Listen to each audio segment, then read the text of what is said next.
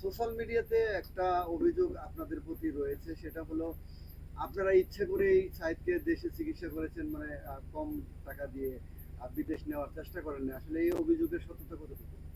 না, এটা যারা ভুল বুঝছে, এটা হয়তো আমরা সোশ্যাল মিডিয়ায় কথাবার্তা শুনেছেন। আমার ছেলেকে অনেকেই ভালোবেসে যে আঘাতটুকু দিয়েছে, এটার জন্য কিন্তু আমার ছেলে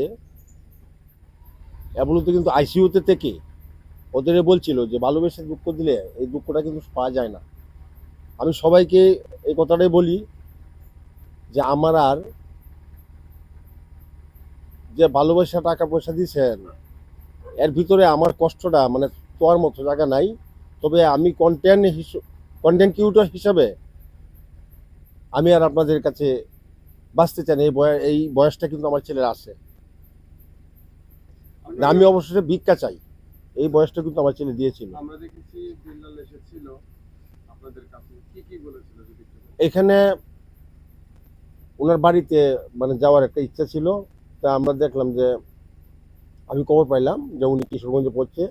তো কিশোরগঞ্জ মানে আমরা এই বাড়ি থেকে রওনা দেওয়ার পরেই উনি কিশোরগঞ্জ থেকে রওনা দিয়ে কলেজে এসে পড়ছে।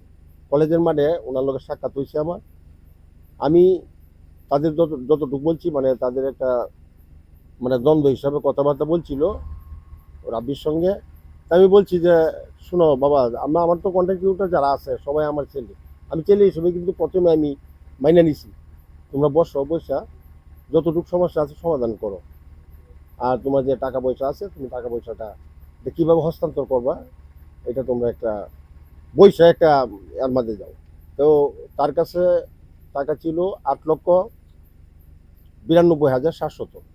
উনি নিজের একটু কার কাছে ছিল? এটা এই তরসব বিল্লালের কাছে এই টাকাটা ওই ছিল। টাকাটা নিয়ে কি বলেছিল আপনাকে? আমাকে এই কথাটাই বলেছিল যে আপনি এক কাজ করেন, আপনি 35 লক্ষ টাকা পেয়েছেন, আপনি 30 লক্ষ টাকা খরচ করেন আর 5 লক্ষ টাকা দিয়ে দেন, 5 লক্ষ টাকা মানুষকে দিয়ে দেন। আমি এই কথাটা বলছিলাম যে বাজান ভারতে রেখে আমার ছেলে তো চিকিৎসা শেষ হয় নাই, তুমি চলো ভারতে যাও, তুমি এখানে গিয়ে দেখো, তোমার খরচটুকু আমরা বহন করব, তুমি চলে যাও। না, এরপরে তো কইতেছে না, আমি এটা দেখতে চাই না, আপনারা টাকা বাঁচবে না।